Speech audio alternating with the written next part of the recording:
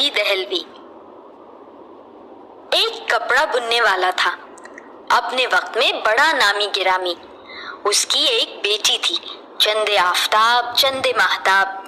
लड़की जवान हुई तो बाप की खोपड़ी में ये बात समाई कि कोई तरकीब ऐसी करनी चाहिए जो ये बादशाह के महल में पहुंच जाए। बादशाह की नजर में चढ़ गई तो वारे न्यारे हैं, हम भी राजपाट के हिस्सेदार बन जाएंगे। ऐसे लोग तो सदा के बेअक्ल होते आए हैं। उसकी तो रुपए की रेल पेल और बादशाह को बेटी देने के शौक में और भी अक्ल मारी गई थी।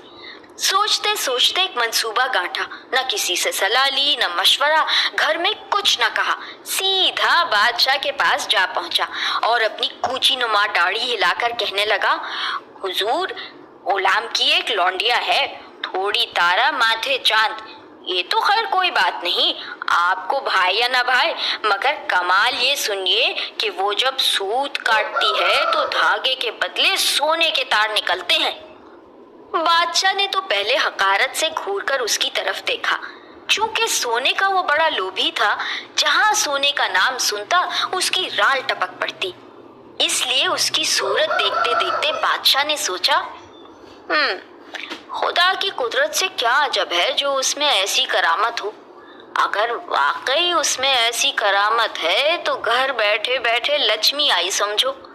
दुनिया का कोई बादशाह दौलत में मेरा मुकाबला नहीं कर सकेगा। चुनाचे उससे बोला, अगर तेरी लड़की में ये सिफत है तो उसे हमारे महल में भेज दे ताकि तेरा झूठ सच मालूम हो। बुनकर दौड़ा दौड़ा जा अपनी बेटी को ले आया, निहायत खुश, अपने कपड़ों में न समाए कि अब बादशाह का खुसर बनने में क्या कसर है। देखा और आशिक हुआ। आशिक होने के बाद झूठ सच कौन परखेगा। मोहब्बत की बातों में चरखे पूनी का क्या काम। लेकिन बादशाह को मोहब्बत और हुस्न से ज्यादा सोने की भूख थी। उसने लड़की का पूरा मुंह भी नहीं देखा, सीधा एक कोठरी में ले पहुंचा जहां रुई के गालों का अंबार लगा हुआ था। चरखा आगे रखकर कहने लगा, लो बैठो, अपनी बांगी दिखाओ, काटना शुरू करो। अगर सुबह होते होते इस सारी रुई को काट कर बादला न बना दिया तो समझ लो कि मौत आ गई, जान से मरवा डालूंगा। यही कहकर बादशाह ने कोठरी के किवाड़ बंद कर दिए और लड़की को अकेला छोड़कर चला गया। लड़की हैरान थी कि ये क्या मामला है, बादशाह का महल और ये चरखा पूनी। ये भी सही है, लेकिन रुई से सोने के तार कते कैसे?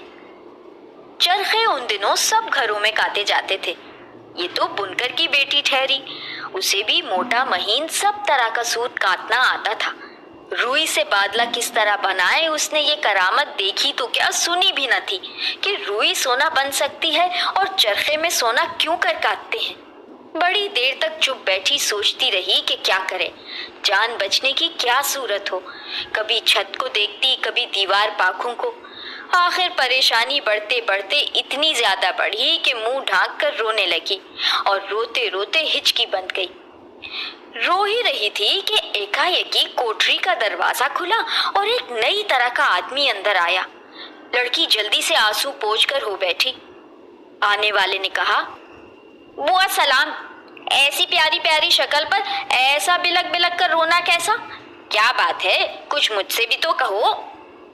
लड़की पहले तो डरी कि न जाने ये कौन है, क्यों आया है और मुझसे पूछने का क्या मतलब है, मगर फिर कुछ सोचा और दिल कड़ा करके बोली, भैया, अपने कर्मों को रो रही हूँ। बादशाह ने हुक्म दिया है कि सुबह तक ये सारी रुई कट जाए और सूत न कटे बल्कि सोने के तार कटे, नहीं तो वो मुझे मार डालेगा। मैं क्या करूं, मुझे रुई का सोना बनाना कहाँ आता है?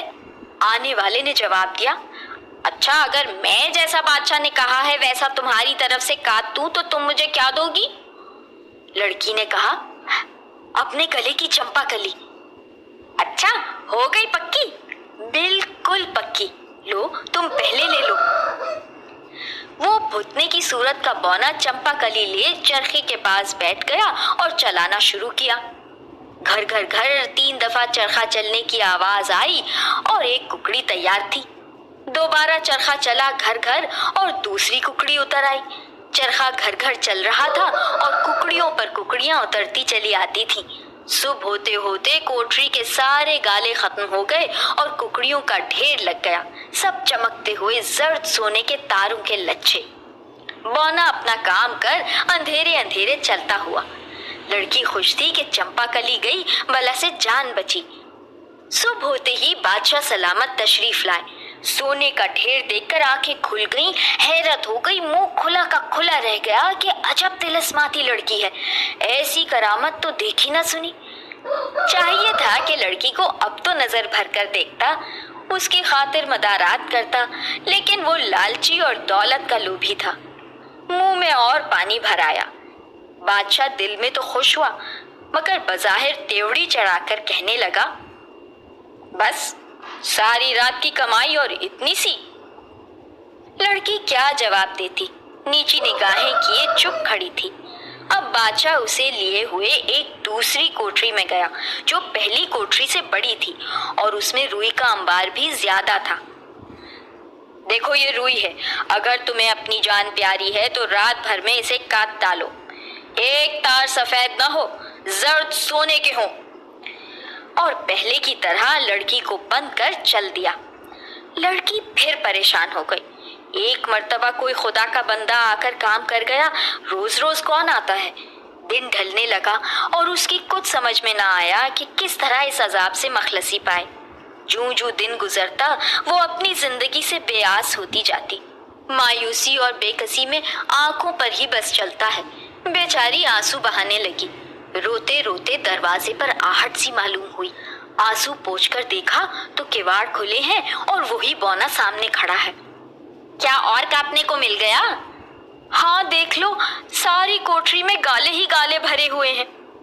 फिर क्या कहती हो, इन्हें भी काट दूं? भैया तुम्हारा खुदा भला करे, मेरी जान बचा लो। क्या दिलवाओगी? लड़की ने अपनी उंगली की अंगूठी उतार कर कहा, ये लो। बौना अंगूठी लेकर पीढ़ी पर हो बैठा और सोने के तार काटने शुरू कर दिए।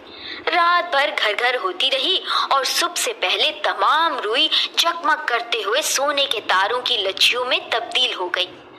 बादशाह की खुशी के मारे बाँछें खिली जाती थी। दिल के अंदर लड्डू फूट रहे थे, लेकिन उसके लालच को कहाँ तस्कीन होती। अब लड़की को बजाय कोठरी के एक कमरे में ले जाकर बंद कर दिया जिसमें रुई के अंबार लगे हुए थे और हुक्म सुनाया, इसे भी काट डालो, मगर दिन निकलने से पहले पहले। अगर सुबह तक तुमने इस रुई के भी सुनहरे तार बना दिए तो मैं तुमसे शादी कर लूंगा और तुम मेरी बीवी हो जाओगी। फिर उसने अपने दिल में सोचा, ऐसी साहिबे कमाल बीवी दुनिया में किसी की नहीं हो सकती। सुनहरी बादशाह कहलाने लगूंगा।